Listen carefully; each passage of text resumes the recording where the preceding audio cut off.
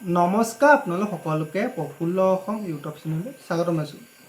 আজি এইটো ভিডিঅ'ত আপোনালোকক জনাম যে আছাম ফৰেষ্ট ডিপাৰ্টমেণ্টৰ যিটো ফৰেষ্ট গাৰ্ড বনৰক্ষী পদ আছে, এই ফৰেষ্ট গাৰ্ডৰ ফিজিকেল কাট অফ কিমান যায় আৰু 2023 চনত ফৰেষ্ট গাৰ্ডৰ ফিজিকেল কাট অফ কিমান গৈছিল আৰু ফৰেষ্ট গাৰ্ডৰ যিটো কাট অফ সেই কাট অফটো কিয় বেছি যায়। এই ভিডিঅ'টো আপোনালোকক সকলোখিনি ভালদৰে বুজাই দিম, গতিকে ভিডিঅ'টো শেষলৈকে চাই থাকিব।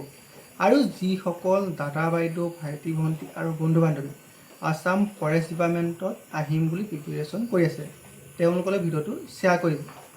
এতিয়া আপোনালোকৰ আছাম ফৰেষ্ট ডিপাৰ্টমেণ্টৰ যিটো ফৰেষ্ট গাৰ্ড বনৰক্ষী পদ আছে, তাৰ যিটো ফিজিকেল কাট অফ সেই ফিজিকেল কাট অফটো কিয় বেছি যায়, প্ৰথম আপোনাক সেই কথাটো বুজাই দিছোঁ। এতিয়া আছাম ফৰেষ্ট ডিপাৰ্টমেণ্টৰ যিটো ফৰেষ্ট গাৰ্ডৰ বাবে যিটো বয়স, সেই বয়সটো হৈছে 18 পৰা 40 বছৰ। তাৰপিছত আপোনালোকৰ যিসকল ST SC কেণ্ডিডেট আছে তেওঁলোকে 5 বছৰ আৰু OBC MOBC কেণ্ডিডেটে 3 বছৰ এজ ইলেকশ্যন পায়। মানে ফৰেষ্ট গাৰ্ডৰ বাবে যিটো বয়স, সেই বয়সটো বহুত বেছি হ'লেও এপ্লাই কৰিব পাৰে, সেইবাবে ফৰেষ্ট গাৰ্ডৰ কেণ্ডিডেটৰ সংখ্যাটো বেছি হয়। তাৰপিছত আহি গ'ল আপোনালোকৰ যিটো ছেকেণ্ড পইণ্ট, সেইটো হৈছে যে ফৰেষ্ট গাৰ্ডৰ বাবে যিটো হাইট, সেই হাইটটো কম লাগে। এতিয়া বহুতো এনেকুৱা ছোৱালী আছে যিসকলে আছাম পুলিচত ফিজিকেল টেষ্টত এটা ভাল মাৰ্ক স্ক'ৰ কৰে কিন্তু হাইটত ওলাই যায়। এতিয়া সেইসকলে ফৰেষ্ট গাৰ্ডৰ বাবে ৰৈ থাকে, কিয়নো ফৰেষ্ট গাৰ্ডত হাইটটো ছোৱালীৰ ক্ষেত্ৰত বহুত বেছি কম লাগে। এতিয়া বেছি সংখ্যক ছোৱালীৰ আপোনালোকৰ হাইটটো কম থাকে, সেইসকলৰ বাবে ফৰেষ্ট গাৰ্ডটো সুবিধা হয়। সেইবাবে আপোনালোকৰ ল'ৰাতকৈ ছোৱালীৰ যিটো কাট অফ, সেই ছোৱালী কাট অফটো আপোনালোকৰ বেছি গুচি যায়। তাৰপিছত আহি গ'ল আপোনালোকৰ ফৰেষ্ট গাৰ্ড যিটো পদ আছে, সেই ফৰেষ্ট গাৰ্ড পদটোত সোমোৱাৰ পিছতে এটা ষ্টাৰ ল'ব পাৰে। সেইবাবে ফৰেষ্ট গাৰ্ড যিটো পদ, সেই ফৰেষ্ট গাৰ্ডটো বহুতে লক্ষ্য হিচাপে লয়, সেইবাবে আপোনালোকৰ বহুতে ফৰেষ্ট গাৰ্ড আহিব বিচাৰি থাকে। এতিয়া আহি গ'ল আপোনালোকৰ 2023 চনত ফৰেষ্ট গাৰ্ডৰ যিটো ফিজিকেল কাট অফ, সেই ফিজিকেল কাট অফটো কিমান গৈছিল। এতিয়া যিসকল জেনেৰেল মেল কেণ্ডিডেট আছে তেওঁলোকৰ যিটো ফিজিকেল কাট অফ, সেই ফিজিকেল কাট অফটো গৈছিল 31ৰ পৰা আপোনালোকৰ 31.50 ভিতৰত। যিহেতু আপোনালোকৰ আছাম ফৰেষ্ট ডিপাৰ্টমেণ্টৰ কোনো ধৰণৰ ফিজিকেল কাট অফ দিয়া নাছিল, সেইবাবে আপোনালোকৰ আজিৰ ডেটত কোনো সঠিককৈ ক'ব নোৱাৰে যে ফৰেষ্ট গাৰ্ডৰ কাট অফ ইমান গৈছিল। কিন্তু আপোনালোকৰ 31ৰ পৰা 30.50 ভিতৰতে কাট অফ গৈছে। যিহেতু মোৰ লগৰ এজনে 31.56 পাই তেওঁ ৰিটেন টেষ্টলৈকে গৈছিল, কিন্তু তেওঁ যিটো ফাইনেল ছিজন, সেই ফাইনেল ছিজন নাপালে, তথাপিও তেওঁ ৰিটেন টেষ্টলৈকে যাব পাৰিছে। কিন্তু 31ৰ তলত পোৱা তেওঁ এজন আছিলে 30.96 নে 97 কিবা এটা পাইছিল, কিন্তু তেওঁ আপোনালোকৰ ৰিটেন টেষ্টত বহিবলৈ নাপালে। সেইবাবে আপোনালোকক এইটো ক'ব পাৰোঁ যে ফৰেষ্ট গাৰ্ডৰ মেল কেণ্ডিডেটৰ যিটো কাট অফ, সেই কাট অফটো 31ৰ পৰা 31.50 গৈছিল। তাৰপিছত যিসকল ফিমেল কেণ্ডিডেট আছে তেওঁলোকৰ যিটো কাট অফ, সেই কাট অফটো আপোনালোকৰ 29ৰ পৰা 30 হৈছিল।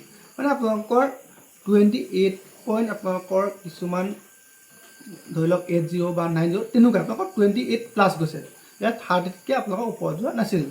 গতিকে আপোনালোকৰ ফৰেষ্ট গাৰ্ডৰ যিটো কাট অফ, সেই ফৰেষ্ট গাৰ্ডৰ কাট অফটো আপোনালোকৰ যোৱাবাৰ হাই গৈছিল, কিয়নো ফৰেষ্ট গাৰ্ডৰ যিটো কাট অফ, সেই কাট অফটো অল আছাম যায়, অল আছামতে আপোনালোকৰ সিমান গৈছে।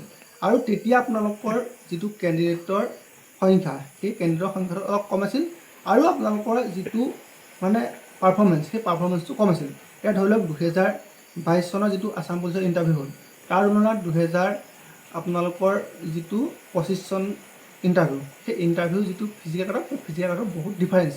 আপোনালোকৰ ল'ৰা ছোৱালীসকলে আজিকালি বেছি প্ৰেক্টিছ কৰে, সেইবাবে কাট অফটো দিনে দিনে হাই গৈ আছে।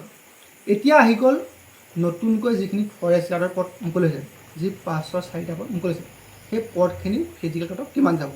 সেই পদখিনিৰ বাবে যিটো ফিজিকেল কাট অফ, সেই ফিজিকেল কাট অফটো অল আছাম যাব। আৰু মই আপোনালোকক এক্সপেক্টেড এটা কাট অফ ক'ব পাৰোঁ, সেইটো হৈছে যে ফৰেষ্ট গাৰ্ডৰ যিসকল মেল কেণ্ডিডেট আছে তেওঁলোকে যদি 34 পায়, তেতিয়া তেওঁলোকে ৰিটেন টেষ্টত বহিবলৈ পৰা বহুত বেছি চান্স আছে। আৰু ফিমেল কেণ্ডিডেটৰ ক্ষেত্ৰত 32 আপোনালোকৰ আজিকালি কম হৈ যায়, কিয়নো আজিকালি ফিমেল কেণ্ডিডেটৰ সংখ্যাটো বাঢ়ি গৈছে আৰু তেওঁলোকে বহুত বেছি জোৰ দিছে। সেইবাবে ফিমেলৰ ক্ষেত্ৰত 33 আৰু মেলৰ ক্ষেত্ৰত 34 আপোনালোকে যদিহে ফিজিকেল টেষ্টত স্ক'ৰ কৰিব পাৰে, আৰু ৰিটেন টেষ্টত যোৱাৰ বহুত বেছি চান্স হ'ব।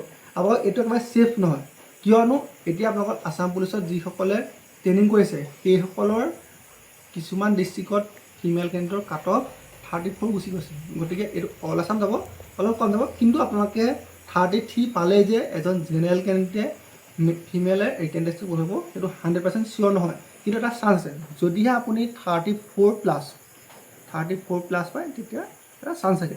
এতিয়া বহুতে কমেণ্ট কৰিব যে 34 বা 33 পোৱাটো ইমান সহজ নহয়, কিন্তু আজিকালি সহজ হৈ গৈ আছে। আপোনালোকৰ হয়তো বহুতে যোৱাবাৰ বিশ্বাসেই কৰিব পৰা নাছিলে যে ধেমাজি ডিষ্ট্ৰিক্টত যিসকল ফিমেল কেণ্ডিডেট আছে তেওঁলোকৰ 34 কাট অফ যাব বা মাজুলীত 33 ST ক্ষেত্ৰত কাট অফ গৈছে। গতিকে 34 নাইবা 35 কাট অফ যোৱাটো আজিকালি কোনো ডাঙৰ কথা নহয়। সেইবাবে আপুনি যদি ফৰেষ্ট গাৰ্ডত আহিম বুলি ভাবি আছে বা আপুনি আছাম পুলিচ হওক বা আছাম ফৰেষ্ট গাৰ্ডত যিকোনো এটা পষ্টত আহিম বুলি ভাবি আছে, তেন্তে ভালদৰে ফিজিকেল টেষ্টৰ বাবে প্ৰেক্টিছ কৰক, যিহেতু আজিকালি ফিজিকেল টেষ্টত বহুত বেছি কম্পিটিশ্যন হয়। আৰু যদি আপোনালোকৰ ফৰেষ্ট গাৰ্ডৰ বিষয়ে কিবা জানিব লগা আছে তেন্তে কমেণ্ট বক্সত কমেণ্ট কৰিব, আপোনাক ভালদৰে নেক্সট এটা ভিডিঅ' বনাই জনাই দিম। ধন্যবাদ।